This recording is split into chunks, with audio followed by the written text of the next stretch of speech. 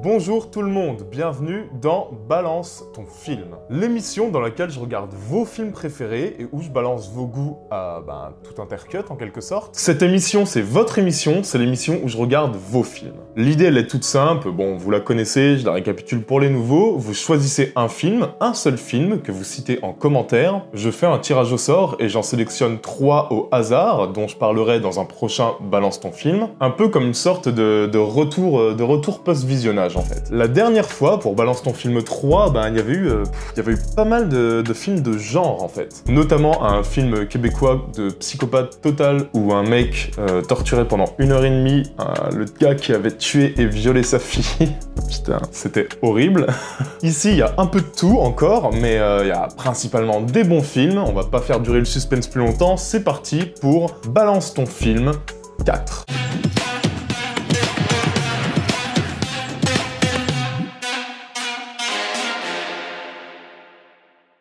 Mais avant de vous parler de ces quelques grands films, sachez que cette vidéo est sponsorisée par YFood, nos amis qui ont été les premiers à soutenir cette chaîne. Vous connaissez depuis le temps YFood, c'est une marque qui fait des boissons et des bars extrêmement bonnes et surtout assez pratiques. Pour les gens comme moi qui n'ont pas le temps et qui profitent de leur pause-déj au boulot pour mater des films tchécoslovaques et en parler en gesticulant comme un gogol sur YouTube plutôt que sociabiliser avec ses collègues, ce qui fait de moi un piètre être humain, mais bref. 2 qualités chez YFood. Déjà, c'est hyper bon. 2, c'est hyper pratique. Théma, la taille des barres, elles sont énormes. Regarde ça fait 3 fois mon doigt, mon gars. Pareil pour les bouteilles, hein. Les bouteilles, j'en ai plein là. Les bouteilles, c'est fou parce que ça a tous les nutriments d'un repas normal. Ça se boit en 5 secondes et d'ailleurs, c'est Nutri-Score.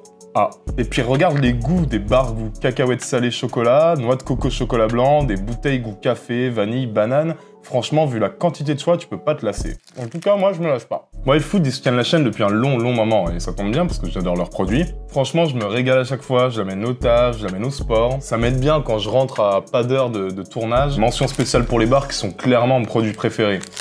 Tiens, d'ailleurs, je leur tape un croc.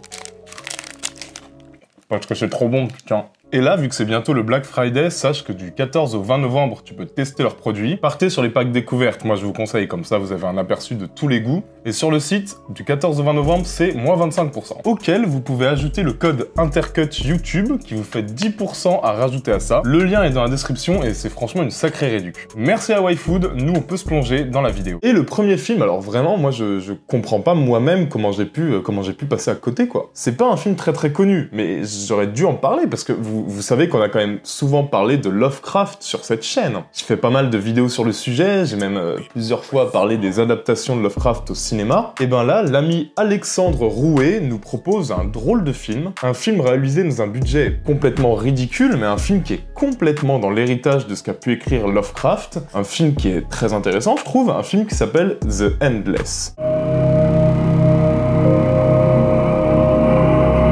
Bon alors c'est un film récent, c'est un film qui est sorti en 2018, et vous savez peut-être, les anciens Intercut, que ma grosse période de boulimie cinématographique, c'était plutôt entre 2005 et 2015. Depuis je regarde, j'avoue, un petit peu moins de films, donc celui-ci a dû passer à travers les mailles du filet, bref. On va suivre 2 frères, Justin et Aaron, qui faisaient partie d'une étrange secte. Cette secte, ils l'ont quittée il y a 10 ans, mais le problème c'est qu'aujourd'hui, la secte les rappelle pour leur annoncer que l'ascension est proche. Pour leur dire que quelque chose d'énorme va se passer, que la secte va enfin atteindre son but, son objectif final. Les 2 hommes vont choisir de retourner sur place, voir un petit peu ce qui se passe, et ils se verront confrontés à une horreur cosmique on ne peut plus Lovecraftienne. Et vraiment, moi j'adore ce genre de pitch. Vraiment, moi ça me régale. Tu me parles de secte, tu me parles de divinité cosmique, tu me parles d'horreur indicible, c'est bon, je suis dedans. Donc sur le papier, ouais, ça part vraiment très bien, et ce qui est chouette, c'est que The Endless, franchement, il tient ses promesses, quoi.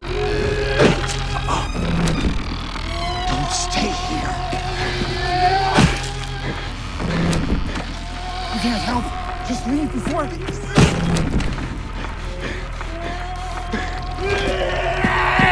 Déjà, j'aime beaucoup cette introduction. C'est une introduction qui comprend pour moi complètement ce qu'est Lovecraft et qui nous plonge direct dans le bain. Les 2 héros, incarnés d'ailleurs, c'est assez rare pour le dire, par les 2 cinéastes, les 2 réalisateurs, et ben ces 2 héros, leur passé va se dévoiler par bribes. Il y a des pistes qui se multiplient, des fausses pistes, des péripéties brumeuses. C'est vraiment le genre de film qui parvient très vite à intriguer, à modifier une réalité qui paraît terre à terre, pour y introduire une espèce de fantastique un petit peu alambiqué syndiqué un petit peu ambigu, un fantastique pas du tout démonstratif, hein, pas du fantastique avec des gros monstres qui apparaissent dès l'intro, non, c'est plutôt ce genre de fantastique où on sent en fait que quelque chose cloche, quoi, quelque chose est déformé, et ça vraiment ça se sent mais dès l'introduction. Réussir un film Lovecraftien, pour moi ça repose beaucoup là-dessus, et franchement je trouve que The Endless l'a vraiment bien compris et surtout arrive à le faire vraiment super bien.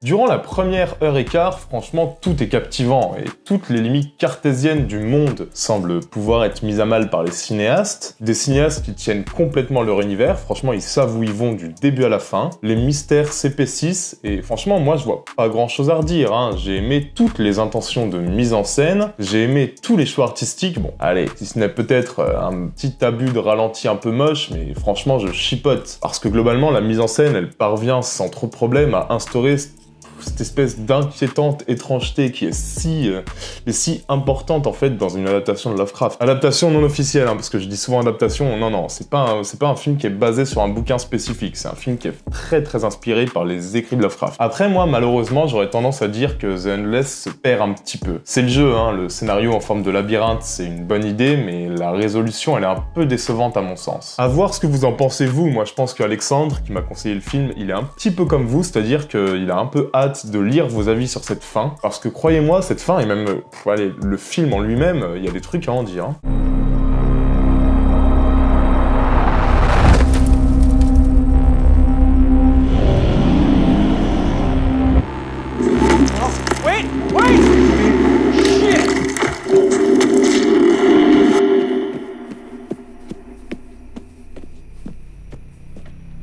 Donc là-dessus, et pour ce premier film, franchement, merci beaucoup pour la découverte, parce que c'est un vrai ovni. Je vous mets en garde là-dessus, hein. Franchement, quand je dis c'est un ovni, c'est vraiment un ovni. C'est un film américain indépendant qui a ce luxe de pouvoir prendre nos attentes à contre-pied sans cesse pour mieux nous surprendre. Et c'est un film qui a une belle virtuosité dans sa réalisation, hein, notamment dans les séquences fantastiques, et même le dernier tiers. Bon, alors celui que j'ai dit j'aime un petit peu moins thématiquement, mais il a quand même son lot de séquences sacrément anxiogènes, hein. Et il retranscrit bien l'idée de mettre le spectateur et les personnages face à quelque chose de bien plus grand que l'homme, de bien plus grand que l'humanité. Franchement là-dessus, pour les fans de Lovecraft et pour les fans de fantastique, franchement c'est à découvrir, hein. Ce serait dommage de passer à côté. Merci beaucoup Alexandre, encore une fois, et vraiment je vous encourage tous à le voir.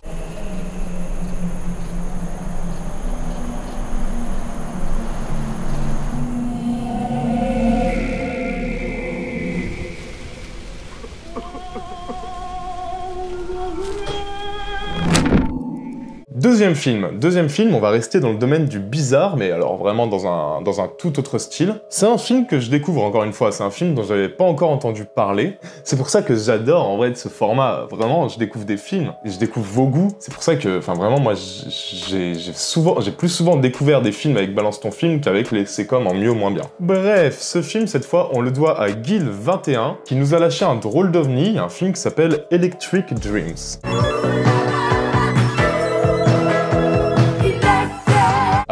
Alors avec Electric Dreams, on est sur une sorte de comédie musicale très particulière. Bon, attendez un peu que je vous lise le pitch, vous allez rigoler. C'est un film qui est sorti en 1984. Et c'est un film qui nous parle d'un architecte qui vient d'acheter son boulot, un ordinateur hyper puissant, un ordinateur nouvelle génération, qui va bidouiller un peu, sur lequel, bon, il va installer des programmes, juste pour que l'ordi puisse l'aider dans son boulot. Jusque-là, tout va bien, sauf que, bim, c'est le drame. Notre architecte va renverser une coupe de champagne sur l'ordi qui, dès lors, va se voir doué de pensées et de sentiments humains. Et ça implique aussi, et notamment, la jalousie et l'envie. Et notamment l'envie de pécho Madeleine, que notre bon architecte drague fort et dont l'ordinateur tombe amoureux. Donc voilà, un ordinateur et son propriétaire qui tombent amoureux du même humain, tu sens bien le film un petit peu fou des années 80. Et effectivement, on n'est jamais trop loin de l'ovni, avec la musique de Jojo Moroder, et tu sens bien le film assez unique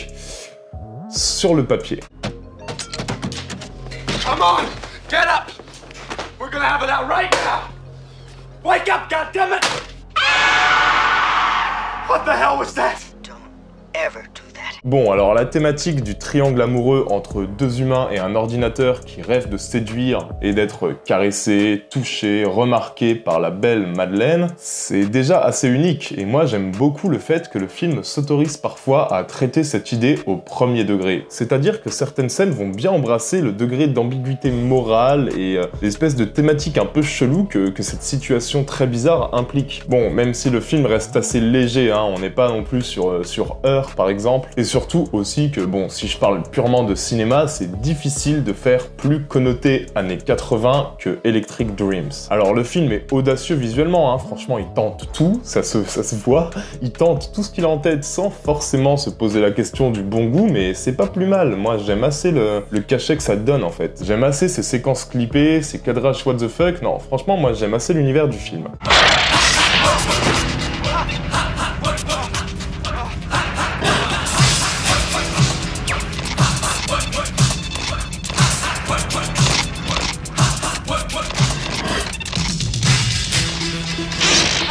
Bon après forcément si t'es allergique aux ambiances 80s et aux couleurs un peu chatoyantes tu vas bégayer. Entre la BO de Moroder et la direction artistique du film, d'ailleurs je me pose 2 minutes sur la photographie qui va être une belle réussite aussi. Après j'aurais aimé très honnêtement que ça aille beaucoup plus loin. Après je suis pas con, hein, je sais que Electric Dreams a vocation à être plutôt une comédie musicale un peu légère, qui se regarde sans prise de tête, mais le fait qu'elle se permette quand même le temps de quelques séquences de traiter parfois son sujet au premier degré, fait que moi j'aurais aimé que ce soit plus souvent comme ça en fait. Qu'il y ait peut-être un peu moins de passages obligés du genre, que ce soit moins cousu de fil blanc, que le film ose aller plus loin vu le sujet de base qui était quand même assez ouf, mais malheureusement ici on est quand même sur une comédie, c'est bizarre à dire avec un tel pitch, mais qui est assez classique. C'est juste une comédie musicale / triangle amoureux sur lequel on aurait rajouté un skin ordinateur qui tombe amoureux d'une humaine. Mais franchement, il n'y a pas énormément de surprises dans Electric Dreams, narrativement parlant, et je trouve ça un peu dommage. Reste une espèce de trip visuel, un film très kitsch, mais où le kitsch est même poussé au paroxysme, et de là vient le drôle de cachet du film, reste donc ça, et aussi son concept, malheureusement un peu sous-exploité à mon goût. Mais en me renseignant autour de ce film, j'ai aussi eu la surprise de voir que c'était un film qui était plutôt culte pour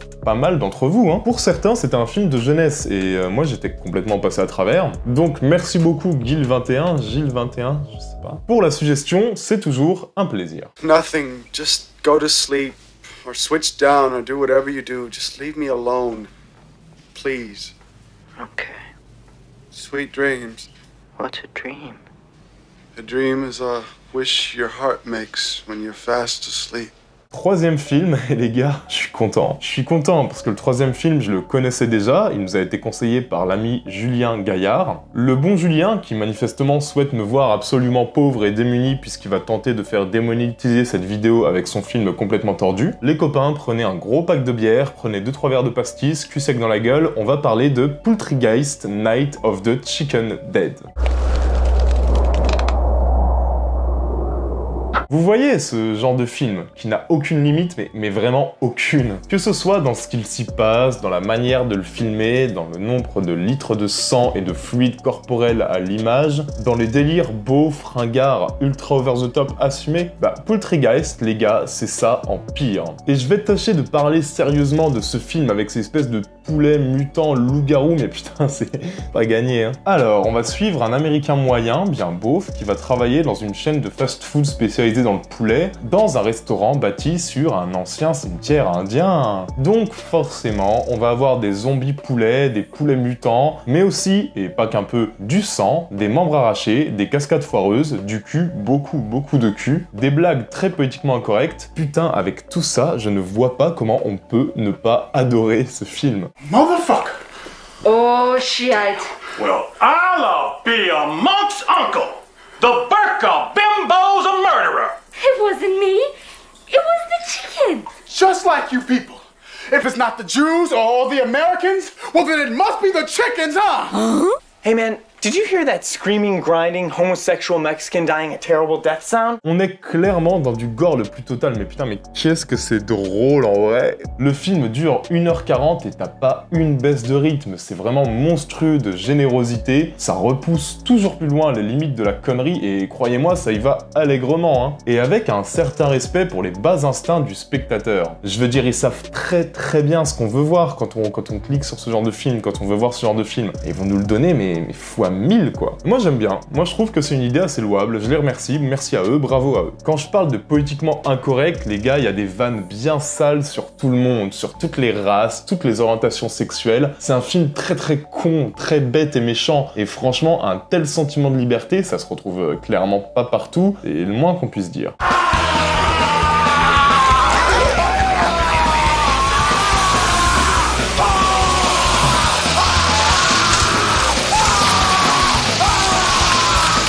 Et attention, hein, Poultrygeist, ce titre, putain, mais je vais jamais m'y faire. Poultrygeist, c'est quand même un film qui en a, bon, rien à foutre, mais qui est réalisé avec un soin tout particulier. C'est un peu paradoxal, mais ce que je veux dire, c'est que les effets spéciaux pratiques à base de débrouille sont ultra convaincants. La mise en scène a dû être un sacré défi aussi quand même, hein, parce que pour aller aussi loin dans les projections de sang et d'autres liquides dégueux, pour être toujours aussi inventif dans la gogolitude, bah croyez-moi, faut se donner, hein. Et Poultrygeist dépasse pour moi largement ce qui a dû être, bah, je pense, son inspiration générale, c'est-à-dire Bad Taste de Peter Jackson. Pour moi ici, c'est vraiment Bad Taste ou Brain Dead, mais en x1000. Franchement, merci Julien pour le rappel, ça m'a permis de passer une petite soirée, on s'est calé à 5 avec les copains pour mater ça, c'était un bordel monstrueux. Petite soirée fracasse de la semaine. Faites pareil et vous allez vous régaler.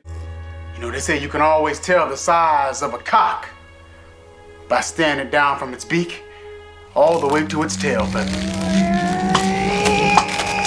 Voilà, j'espère que cette vidéo vous aura plu. Franchement, j'adore ce format et j'adore plonger comme ça dans vos goûts et pouvoir en parler à tout intercut. Pour participer, vous connaissez, dites-moi le film que vous aimeriez que je regarde et dont vous aimeriez que je parle en commentaire. Petit tirage au sort et nous, on se retrouve très bientôt. D'ici là, prenez soin de vous, partagez cette vidéo, c'est un format coopératif, il a vraiment besoin de vous. Et n'oubliez pas, c'est très important, que vous êtes les meilleurs. On se retrouve très bientôt. Ciao à tous, bisous.